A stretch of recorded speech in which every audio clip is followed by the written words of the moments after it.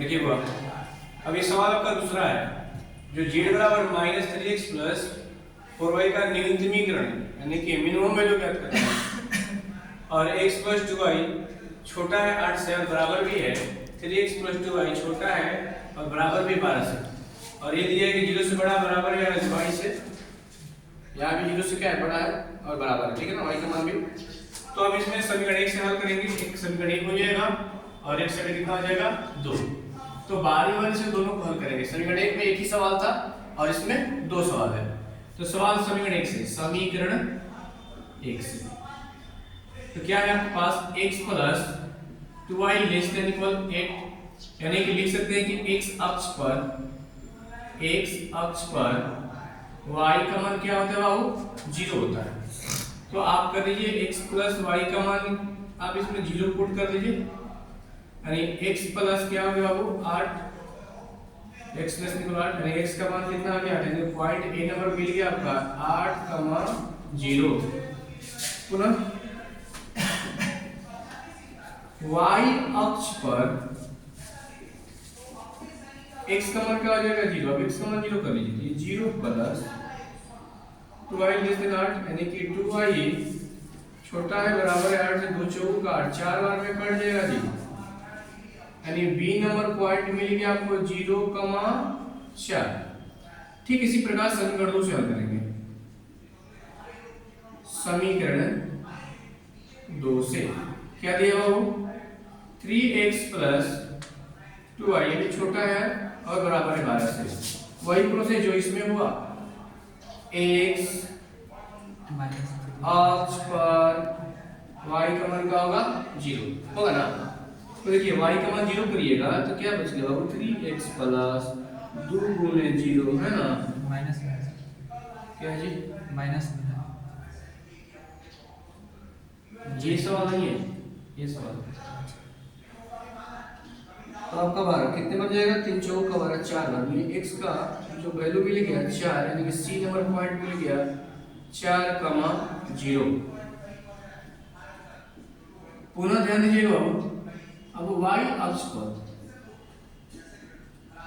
x का मान क्या आ जाएगा 0, तब x वाला 0 हो जाएगा, 3 गुने 0 plus 2y less than equal 12, यानी 2y का मान क्या मिलेगा 12, 2 छक्का 12, यानी y का मान कितना हो गया 6, यानी हमारे पास जो d नंबर पॉइंट मिल गया 0,6 प्राप्त हो गया। यानी समीकरण 1 और 2 को हम लोग पूर्ण रूप से हल कर लिए। इसके बाद आपको अक्ष निर्धारित करना है, अक्ष यानी अक्ष, कौन सा अक्ष पहले करेंगे x अक्ष।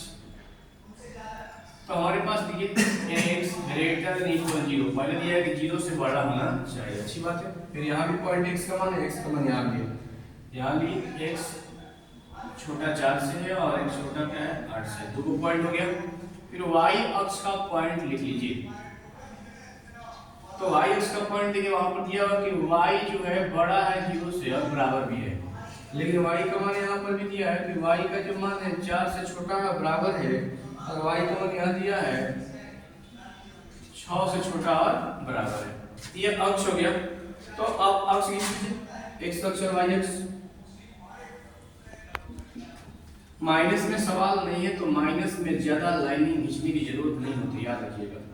ये मूल बिंदु का हो गया 0 और 0, y डैश x डैश -1 -1 छोड़ दीजिए, 1 2 3 4 5 6 7 8 और 9, काफी हो गया। ग्राफ पेज भी कम बराबर होता है, इसलिए बोर्ड है इसमें लाइनिंग तो नहीं, लेकिन आप ग्राफ पेज भी इसके इस्तेमाल बढ़िया कीजिएगा। 1 2 3 4 5 6 7 8 9। अब हमारे पास ये तो ग्राफ का लाइनिंग का देश में अब जो क्या वैल्यू है उसको पुट करेंगे। मान लीजिए सबसे पहले x अक्ष पर 0 8, यानी कि x में 8, y का मान 0, ये नंबर पॉइंट हो गया 8,0, और समीकरण में b का मान कितना है 0 और 4, ये b नंबर बिंदु हो गया 0 और 4, इसको मिला लीजिए, ये वो आपका मिल गया, क्या बन गया, समीकरण 1 का ग्राफ है। अब चलेंगे समीकरण 2 से। तो समीकरण 2 में देखिए दिया गया x में 0 और 4, तो लाइनिंग के लिए चेंज करते हैं। 0 और 4 सी नंबर बिंदु दिया है, सॉरी 4 और 0, और डी नंबर बिंदु का 0 और 6, ये डी नंबर बिंदु हो गया आपका 0 और 6। इसको भी क्या करेंगे, मिला लीजिए। लेकिन एक बात आपको मैं सिखाने वाला हूँ, यहाँ पर प्रतिच्छेद कर रहा है तो P पॉइंट, तो इसका P पॉइंट का वैल्यू क्या होगा, इस वैल्यू को सबसे पहले जानने की जरूरत है। तो P का वैल्यू निकालने के लिए समीकरण एक, जैसे 10वीं क्लास में आप पढ़ते विलोपन विधि, प्रतिस्थापन विधि, x y का मान निकालते थे ना, तो प्रतिच्छेद बिंदु यानी कि हमें प्रतिच्छेद बिंदु चाहिए। तो ऐसे प्रतिच्छेद बिंदु ज्ञात करने के लिए हमें समीकरण को हल करना पड़ेगा। तो फिर दोबारा ध्यान दीजिएगा, समीकरण को हल करना पड़ेगा। समीकरण 1 माइनस 2 से विलोपन विधि से मैं हल करता हूं इसको, और हमारे पास समीकरण दिया हुआ है x प्लस 2y बराबर 8, 3x प्लस 2y बराबर 12, बराबर को लिख, कोई दिक्कत नहीं है, घटा लीजिए, कैंसिल हो गया, कितना बचेगा -2x और -4, 2 दूनी का 4, यानी x का मान कितना आ गया 2। समीकरण 1 में x बराबर 2 रखने पर, जब समीकरण 1 में x का मान 2 रखेंगे तो y का मान कितना मिलेगा, 3 मिलेगा।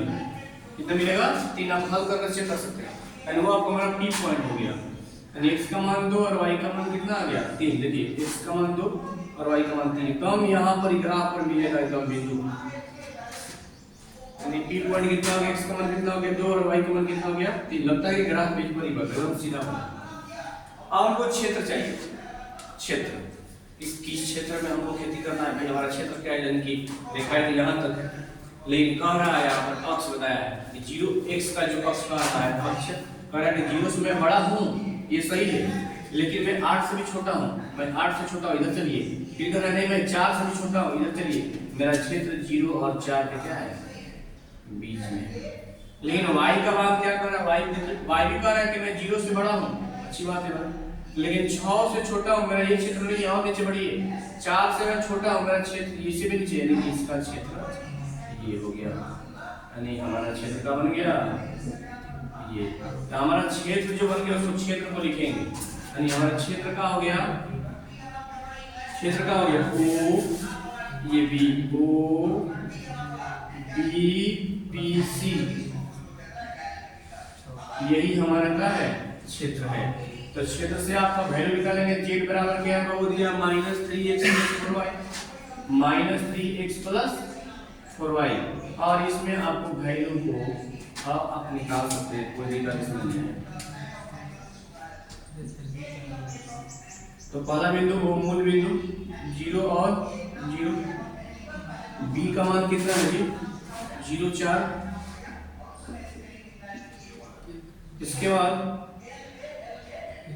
p का मान कितना है 2 3, और c का मान